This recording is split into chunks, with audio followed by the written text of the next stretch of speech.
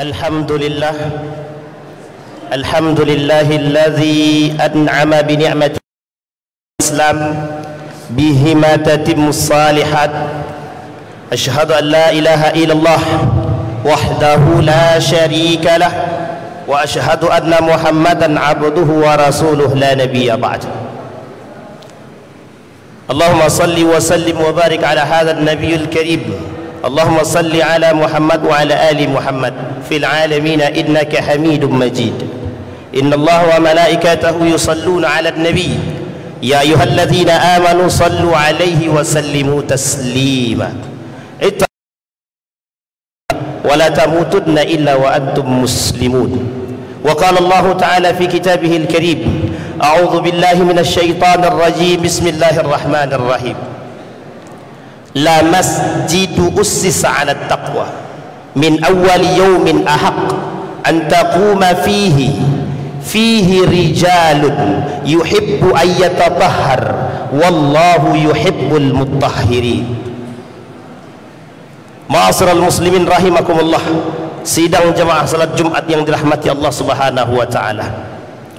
Satu pepatah mengatakan dari seorang ulama yang mengatakan dalam bahasa Arab, anfiq ala qadri mastata'ta wa la tushrif wa 'ishan muqtasid.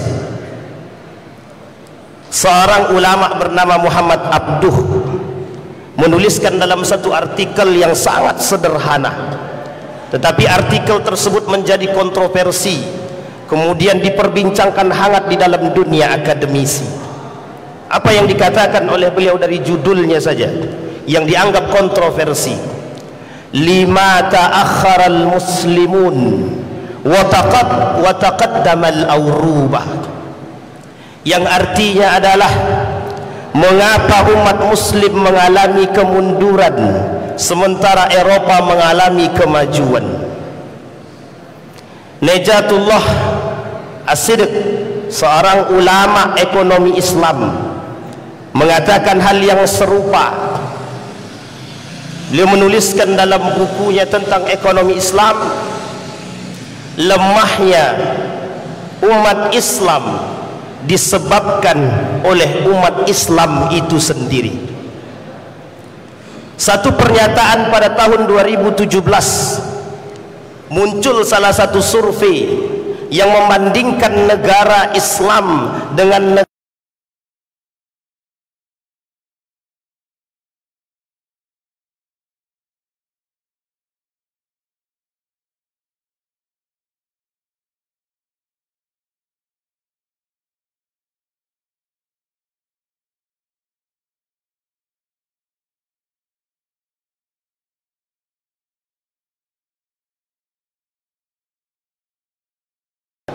kesejahteraan dalam pandangan Islam. Mengapa para ilmuwan terkhusus orang datang ke Indonesia, kemudian mereka mempelajari Indonesia, sehingga mereka membandingkan antara perkembangan Islam dengan kemunduran, menyebutkan kejayaan Islam atau the golden age of Islam dalam satu sejarah oleh seorang orientalis dari Jerman namanya Montgomery Watt. Dia menuliskan Islam itu berjaya, tetapi dalam tulisan itu juga dia menuliskan kemunduran Islam pasca runtuhnya Turki Utsmani 1925. Islam mengalami kemunduran yang sangat pesat sekali. Maka dikatakan oleh para ilmuwan ketika itu, apa penyebab kemunduran Islam tersebut? Sejalan dengan apa yang dikatakan oleh Muhammad Abduh, lima ta'akhkharal muslimun, kenapa umat Islam mengalami kemunduran? Sayyid Naqib Alatas, Malaysia, yang dulu pernah lahir di Bogor, tak lain dan tak bukan karena adab, karena akhlak, karena banyak yang tak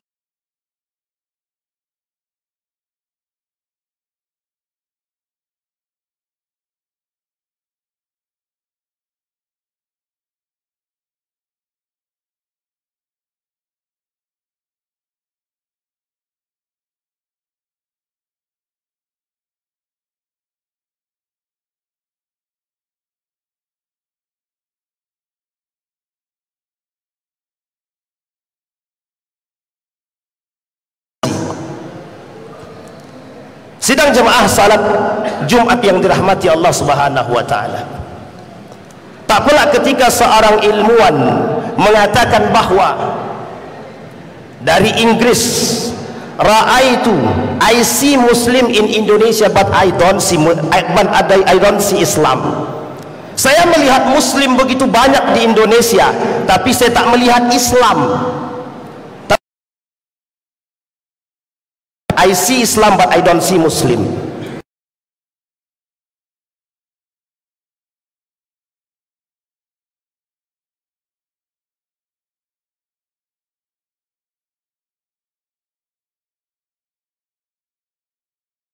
Siapa penyebabnya? Penyebabnya adalah Muslim itu sendiri. Maka tak pula ketika Nabi mengatakan bada'al Islam gharib wa sayaudu kama bada'al gharib. Islam itu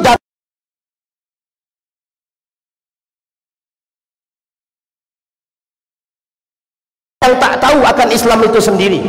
Tapi kenapa ketika Islam mundur disebutkan sebagai Islam juga akan aneh? Karena keislaman itu aneh di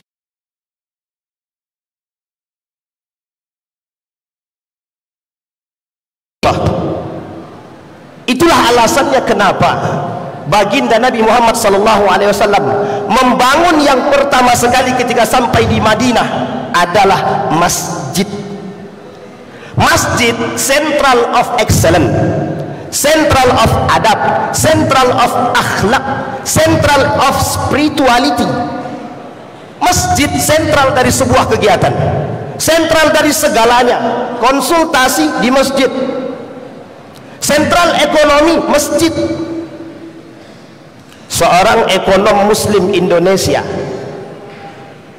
mengatakan bahwa andai kata setiap Muslim yang memiliki masjid dan mengelola masjid tersebut dengan baik dan benar, bukan hanya sebatas sholat, maka bisa dikatakan peradaban Islam yang tadinya mundur bisa bangkit dengan segera. Mengapa kok begitu kuatnya? Karena kata Allah dalam Al-Quran, ussisa ala taqwa. Masjid tempat membentuk orang bertakwa. Masjid bukan membentuk tempat orang mencari pamer. Masjid bukan tempat orang membentuk karakter untuk bisa ujub di depan manusia yang lain. Sehingga karakter terbentuk, ketakwaan terbentuk. Kalau sudah ketakwaan terbentuk, kata Edi Sudewo yang membuat dompet duafa, yang menciptakan Republika, beliau mengatakan salah satu yang perlu dibangun untuk masyarakat Indonesia adalah karakter, dan basis karakter itu ada di masjid. Bahkan perekonomian pun harus dibangun di masjid. Banyak contoh masjid yang sudah membangun perekonomiannya, sehingga tak lagi memerlukan bantuan-bantuan yang sifatnya proposal. Suatu ketika datang seorang dari Belanda. Beliau bertanya kepada saya, bagaimana sistem pembangunan di masjid? Saya sampaikan dengan model-model yang seperti biasa dilakukan. Kemudian beliau menangis, sedih, dalam arti kata, begitukah Indonesia dengan jumlah manusia, populasi Islam terbesar di dunia, sampai membangun masjid harus sekian lama dengan gaya proposal? Sehingga beliau mengatakan, ganti. Maka banyak seorang ustadz bernama Jazir berhasil membangun sistem ekonomi masjid, kemudian bisa memanfaatkan untuk masyarakat setempat, bisa mengumrahkan dan lain sebagainya. Masjid itu sangat dikenal, yang disebut sebagai Jogokarian, punya hotel sendiri, punya pengelolaan parkir, punya pengelolaan Ramadan, pasar Ramadan, dan bisa dan wajib menghabiskan saldonya setiap bulan dan bisa mengganti. Bahkan sekarang sudah banyak masjid yang melakukan hal demikian. Pasca runtuhnya Turki Utsmani, menulislah seorang ilmuwan dari Indonesia satu buku, judulnya Politik Ekonomi Islam. Mengapa ekonomi Islam di Indonesia kok tidak berkembang, seakan-akan berkembang tapi lambat ataupun stagnan? Beliau mengatakan salah satu penyebabnya adalah pragmatisme berpikir masyarakat Indonesia ketika itu. Itu beliau yang menuliskan dalam bukunya Politik Ekonomi Islam. Saya baca buku tersebut, kemudian saya ambil apa salah satu politik yang mereka lakukan untuk mengembangkan ekonomi Islam tersebut. Salah satu diantaranya adalah politik identitas. Kembali kepada diri kita, kembali kepada keislaman kita, kembali kepada masjid kita sebagai sentral perkembangan dan kemajuan umat Islam itu sendiri terletak di masjid. Nabi tak mau konsultasi di luar masjid. Nabi tak mau memberikan pemahaman kecuali di dalam masjid.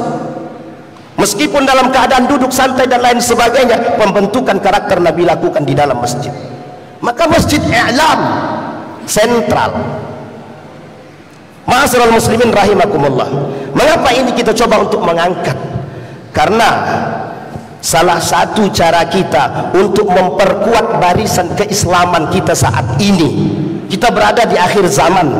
Salah satu cara kita untuk memperkuat barisan Islam kita, barisan komunitas kita, kembali kepada keislaman kita.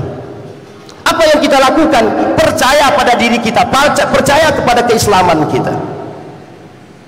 Bahkan masjidlah tempat kita untuk mengatakan kembali pada peradaban Islam melalui masjid. Kekuatan ekonomi jelas masjid. Mengapa Auroba atau Eropa itu kuat? Karena duitnya banyak. Strategi yang mereka lakukan strategi keuangan. Sekian banyak mereka lakukan, mereka buat buku, mereka tunjukkan kepada kita tentang pengelolaan keuangan mereka, begitu andil. Kita mencintai gerakan mereka, tapi kita lupa bahwa sistem yang mereka bangun mesti sosialisme, kapitalisme. Kita punya ekonomi Islam, tapi mengapa kita tak mau menjalankan keislaman itu sendiri? Lebih enak belanja di mall ketimbang belanja di pasar-pasar kaki lima. Bagaimana Islam mau maju? Sementara kemiskinan kita tengok dengan mata kepala kita sendiri. Begitulah. Maka wajar kenapa produk dalam negeri tak berkembang. Ya karena satu hal, orang dalam negeri tak mau pakai produknya. Mengapa usaha masjid tak berkembang? Ya karena jamaah dalam masjidnya tak mau memakai usaha masjid itu sendiri. Mengapa Joko Karian bisa begitu berkembang? Karena mereka mengatakan kepada jamaahnya, apa yang kami lakukan itulah yang kalian rasakan. Satu,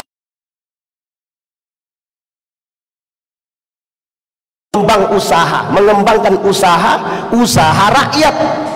Sabunnya untuk rakyat, dibuat oleh rakyat, dijual keluar, kemudian pendapatannya untuk rakyat. Diajarkan masyarakat melakukan basis-basis seperti ini. Di tengah-tengah dibuat masjid. Intinya apa? Sederhana intinya, agar mereka kembali kepada Allah Subhanahu wa ta'ala.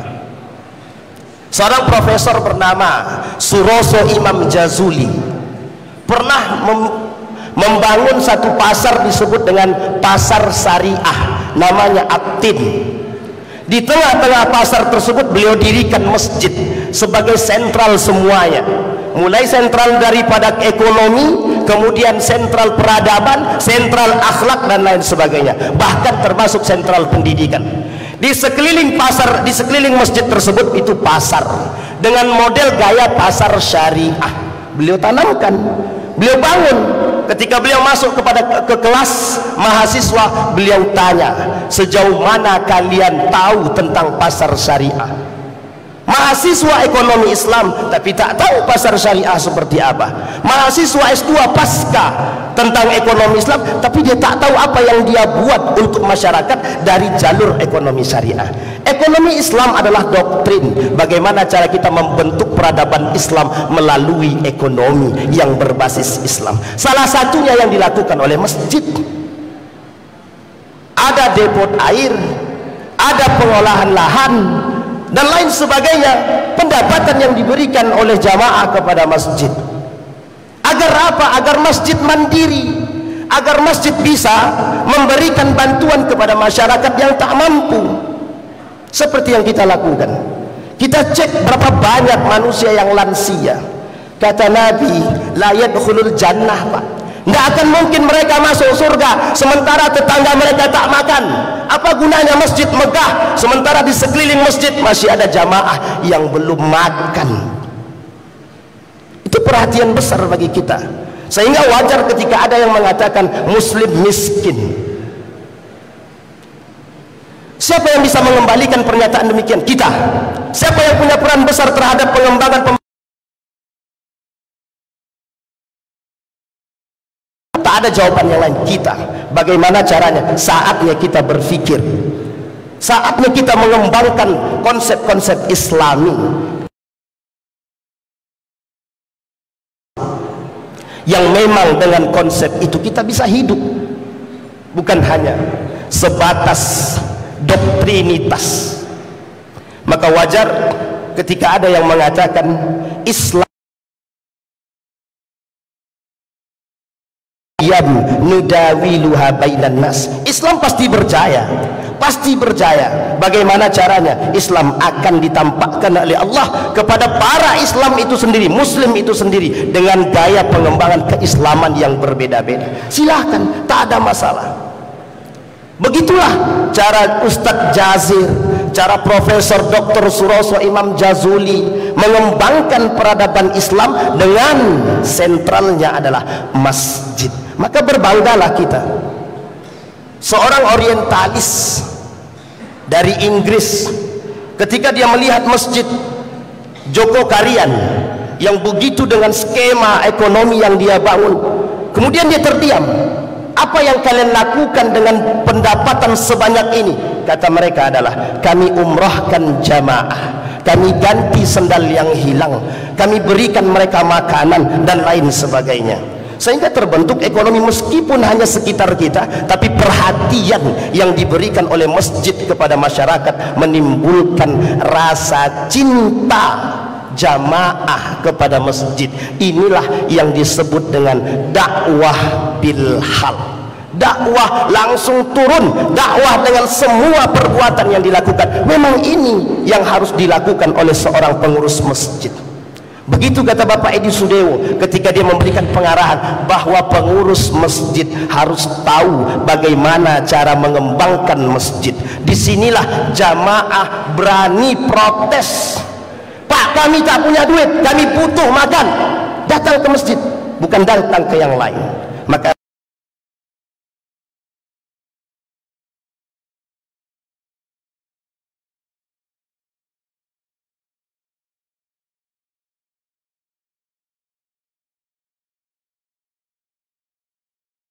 kemiskinan itu yang kita takutkan adalah bukan permasalahan kemiskinannya, tetapi goyahnya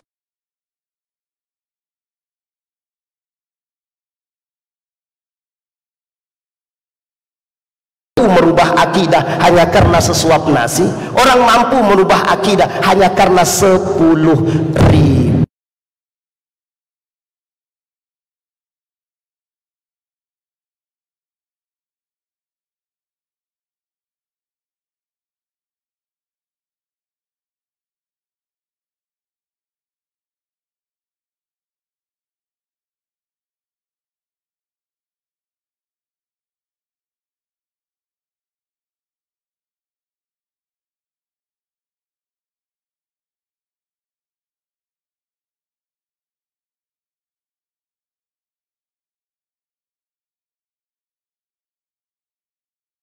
Alhamdulillah, alhamdulillahilladzi arsala rasulahu bil huda wa dinil haq liyuzhirahu 'ala ad-dini kullihi wa kafa billahi shahida.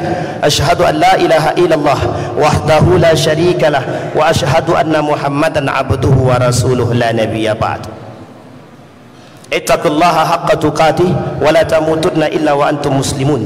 Allahumma salli 'ala Muhammad wa 'ala ali Muhammad fil 'alamin innaka Hamidum Majid. Sidang jemaah salat Jumat yang dirahmati Allah Subhanahu wa taala. Kembali kepada pernyataan peribahasa tadi.